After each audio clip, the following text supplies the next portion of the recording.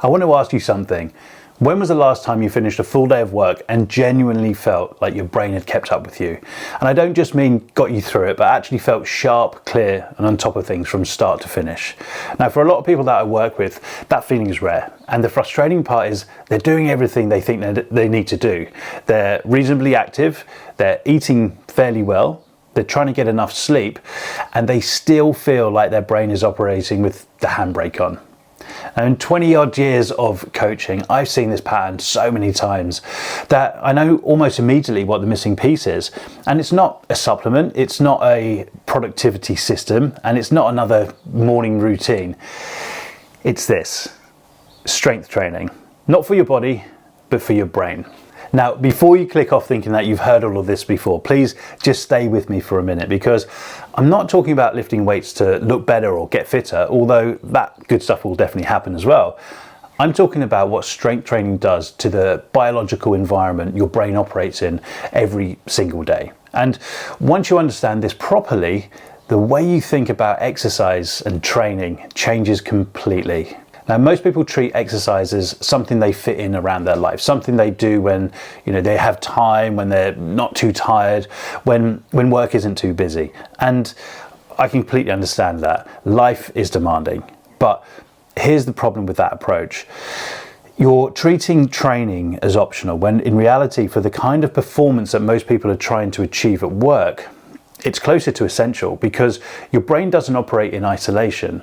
It relies entirely on your body for energy, for oxygen, blood flow, and chemical balance. So if your body isn't being trained and supported well, your brain will always be working below its potential, no matter how hard you try, no matter how disciplined you are, or no matter how hard you kind of push it. Now, your brain runs on your body. That's the foundation everything else in this video is built on. Now, let me start with something that affects almost everyone who works in a cognitively demanding job. And most people have absolutely no idea it's actually happening. So your brain is extraordinarily sensitive to blood sugar, not in a dramatic kind of medical sense, but more in a quiet day-to-day way that most people never connect to how they're feeling mentally. Now, when blood sugar is spiking and crashing throughout the day, you feel it cognitively, right? That foggy feeling after lunch, the afternoon slump, that moment around 3 p.m. when your brain just kind of stops cooperating. You know what I mean, right? Well, most people at that point reach for coffee or something sugary, or they just try to kind of push through and wonder why everything feels that much harder than it should. But here's what's actually happening underneath all of that. And this is where strength training becomes something most people have never even considered. Muscle isn't just tissue that moves your body around. It's one of the primary sites in your body for glucose uptake.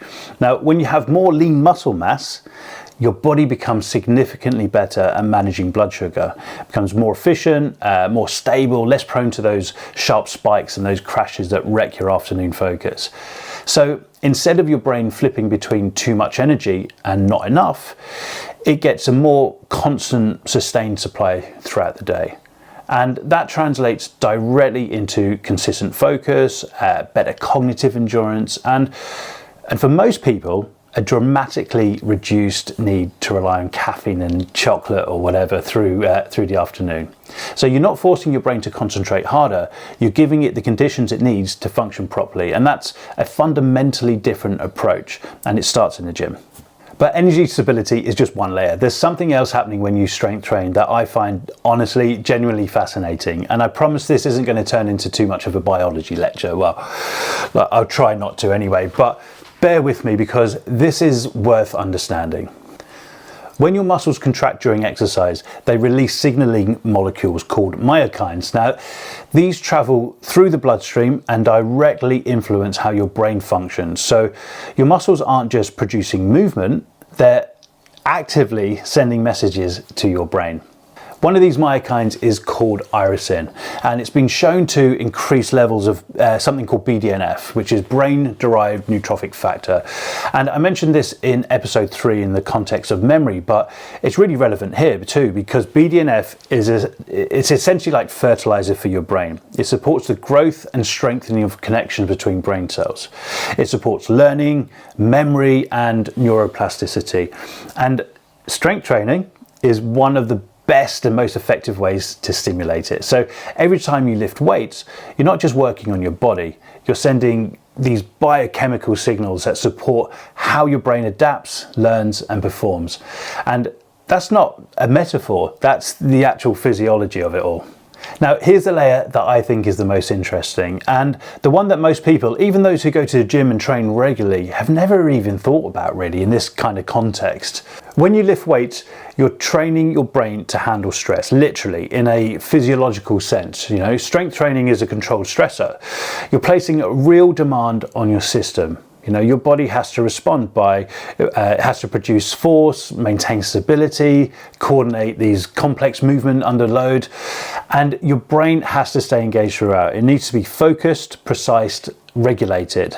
And over time, your nervous system adapts to this. It gets better at managing arousal, better at staying composed when things feel demanding rather than becoming overwhelmed or mentally scattered. It becomes better at maintaining output when things are difficult. And this is the important part. That adaptation doesn't just kind of stay in the gym. It carries into your work, into your life, you know, it carries into high stakes meetings, into the moments when everything is going wrong and stuff is hitting the fan. You need to stay sharp and composed. Now, in 20 odd years of coaching, this is one of the most consistent things I've seen. People who train consistently under load don't just get physically stronger, they become mentally more resilient. And underneath all of this, there's a deeper layer of physiology that ties everything together. Now, I'll keep this brief because we could honestly spend an entire video on each one of these. Strength training improves mitochondrial function, so your cells produce more usable energy, which means your brain has more to work with across the full day, not just for those short bursts that you might get from coffee and other stimulants like that. It also enhances insulin sensitivity, which is what stabilizes that blood glucose we discussed earlier. It influences hormones like testosterone and growth hormone, which play a really meaningful role in improving motivation, drive, and cognitive recovery. And it also reduces low-grade chronic inflammation, which is honestly one of the most underappreciated contributors to brain fog, low mood, and that general feeling of mental sluggishness that a lot of people just accept as normal. Now, individually, these things matter, but together they fundamentally change the environment your brain is operating in every single day.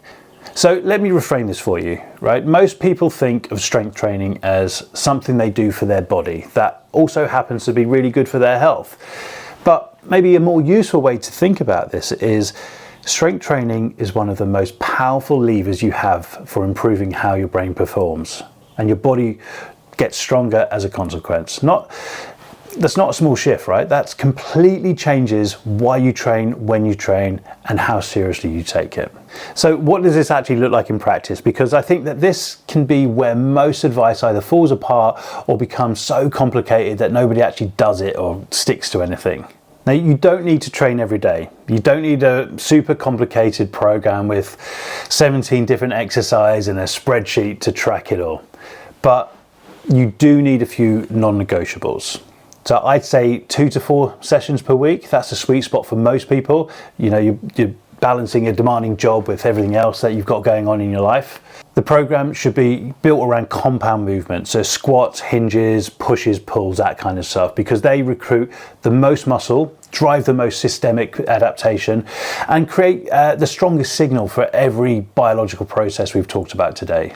Definitely progressive overload. Now, you're not trying to crush yourself every time you go to the gym, but you're gradually trying to improve, add a little bit more weight, add an extra rep here and there, just gradually improving, because that's what drives adaptation in the body and in the brain. And this is arguably the most important thing, consistency over intensity, because the benefits we've talked about today don't come from one crazy session. They come from showing up week after week and building capacity over time. Now, here's the part most training programs completely ignore: timing. If you have a morning of deep work, an important presentation, or a high stakes decision that you need to make ahead of you, even 20 or 30 minutes of moderate strength work beforehand can meaningfully improve your cognitive output in the hours that follow. Now, the mechanisms we've discussed today, like glucose regulation, hormonal response, and neural engagement, don't necessarily happen over weeks. Some of them happen within an hour or two, you know? So instead of asking, when do I fit training into my day? Start asking, what does my brain need today and how can training support that? Now, that is a completely different question, and it's the question that separates people who are just getting fitter from people who are genuinely building a high performing system. And this is exactly how I approach it with the clients that I work with. You know, I'm not just designing training programs so they can lose a little bit of weight and be a little bit fitter and healthier. I'm looking at what their day actually demands from them. You know, what is their current level of stress? Are they traveling a lot, especially flying? When do they need to be at their sharpest? How does their energy fluctuate across the week, you know?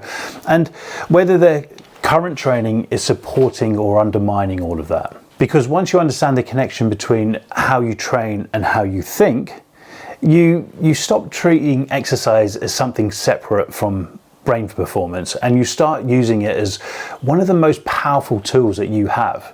So if you've been relying on caffeine, willpower, or just pushing harder to get through mentally demanding days, it might be worth asking a different question. Not how do I concentrate better, but what is my brain actually running on? Because the answer more often than not starts with how you're training your body.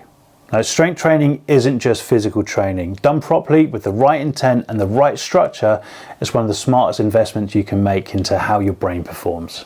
If this is a new way of thinking about training for you, then I'd love for you to join the FitMind community on School. It's completely free, and it's where I go deeper on all of this, including how to structure training, nutrition, and recovery around your actual cognitive demands, rather than just your kind of fitness goals.